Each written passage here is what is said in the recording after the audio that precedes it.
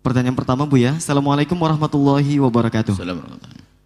Bu ya, saya hamba Allah ingin bertanya terkait rumah tangga. Begini Bu ya, suami saya sering menyebut kekurangan-kekurangan fisik saya. Bagaimana hukumnya Bu ya? Syukron, wassalamualaikum warahmatullahi wabarakatuh. Kejahatan yang tidak terkira adalah yang menyebut kekurangan pasangannya, yang maknanya merendahkan. Dia satu tendang langsung dapat dua kejahatan. Pertama, dia jahat kepada Allah yang telah menciptakannya. Yang kedua, dia telah menyakitinya. Tambahan yang ketiga, itu kesombongannya, seolah dia tidak punya kekurangan. Kalau tambah lagi, banyak lagi nih kejahatannya orang mencaci itu. Seolah-olah dia kayak malaikat, sudah nggak punya kekurangan dia. Orang hebat tidak akan seperti itu.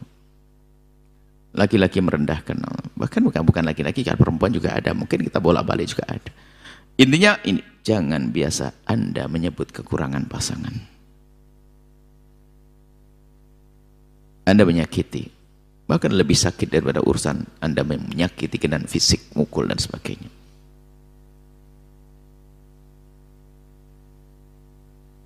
Kadang Masya Allah menyebut ya tentang warna kulit,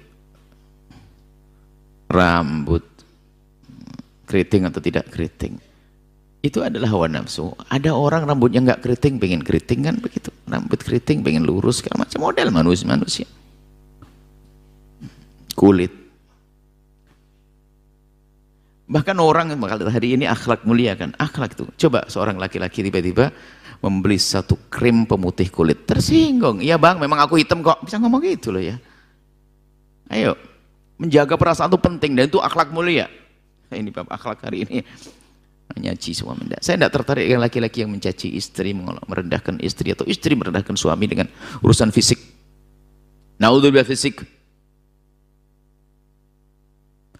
Karena dia menuntut sesuatu yang tidak mungkin dipenuhi. Kalau hidungnya begitu minta mancung, bagaimana misalnya? Ini kan kurang ajar. Coba dia ngomong pada istri, yang coba hidungmu mancung. Kurang ajar, itu sakit. Istrinya setelah sakit perusak rumah tangga, akhirnya ngomong, coba abang agak tinggi dikit dah. Itu kan mulai nyaci buka. Akhirnya caci maki olok-olokan, membahayakan. Makanya kalau kita menyebut kekurangan pasangan, sebetulnya kita mengajari pasangan untuk mencari sebanyak-banyaknya kekurangan kita. Padahal hidup terbaik adalah bagaimana kita menutup pasangan. Jangan biasa buka. Seorang suami istri bersepakat untuk bisa saling memaafkan dan memahami kekurangan, memahami kurangan dan kelebihannya seorang suami. Ini sebuah ya, akhirnya sama-sama menulis agar kita saling berbenah. Ya, suaminya ngomong pada istrinya, istriku, tolong yuk kita berpisah, ambil selembar kertas, tulis kekuranganku. Aku juga sama akan tulis kekuranganmu. Kemudian setelah itu kita saling memaafkan tentang ini semuanya. Kan begitu? Betul, setelah 1 jam kemudian sang istri ketemu lagi keluar dari kamar. Kedua kamar pisah. Sang istri menyerahkan pada suami catatan bahwasanya kekurangan suaminya adalah 1, 2, 3, 4, 5. Kata suami dicium, terima kasih istriku. Insya Allah mulai hari ini aku akan berubah. Terus istri ngomong, abang untuk saya mana? Ini. Kok nggak ada tulisannya bang? Aku tidak bisa mencari-cari kesalahanmu sayang. Hebatan mana coba? Sebuah permisalan saja. Ini dalam contoh saja sudah indah. Aku tidak bisa menulis kekuranganmu. Allah. Ada orang hidupnya mencari kesalahan, kekurangan. Jangan seperti itu. Kemudian di sisi lain ada satu sifat, ini bahaya sekali juga urusannya dengan masalah mental. Nggak percaya diri. Sehingga omongan suami itu dianggap nyakiti terus. Ini bahaya juga. Padahal suaminya ngomong-ngomong. Mungkin dia punya badan agak gemuk misalnya. Suaminya ngomong, sudahlah makan itu kurangnya. Iya, langsung marah dia. Ya udah, gampang tersinggung itu nggak bagus. Itu bahaya. Termasuk orang gampang tuh minder, itu bahaya. Jangan dianggap. Minder kan memang satu sisi penyakit mental. Tapi bisa saja penyakit sombong. Kalau penyakit mental kan ada orang punya mental minder, enggak. Jadi bahaya juga. Orang minder tuh nggak bisa mesra. Seorang suami mau ketemu istrinya minder, istri ketemu suami minder. Aduh, jangan. Akhirnya dia ngomong, ya memang aku nggak cantik, ya aku nggak baik, aku nggak. Suaminya nggak pernah kepikiran begitu. Ini penyakit ini bahaya juga. Hendaknya dibenahi, ditahan itu, jangan sampai diungkapkan. Padahal mungkin, lihat,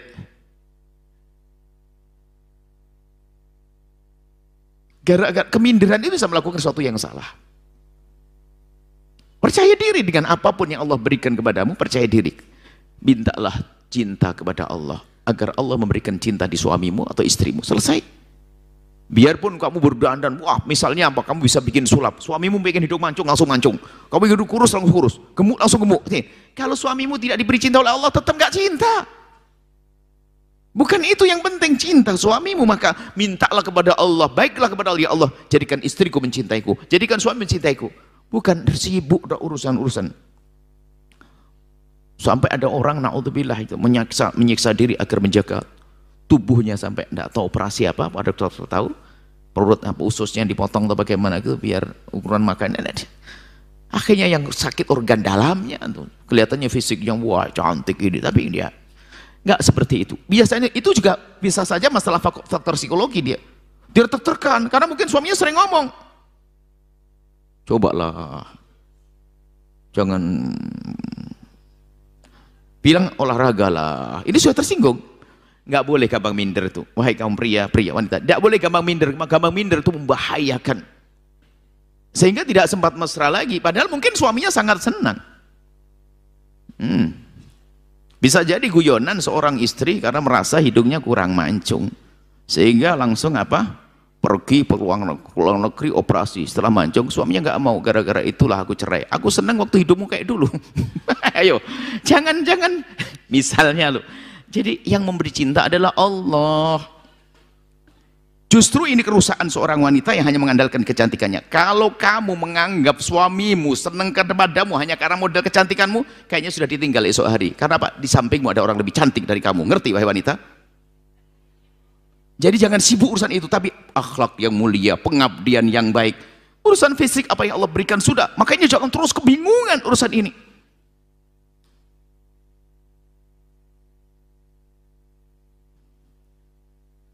Biarkan.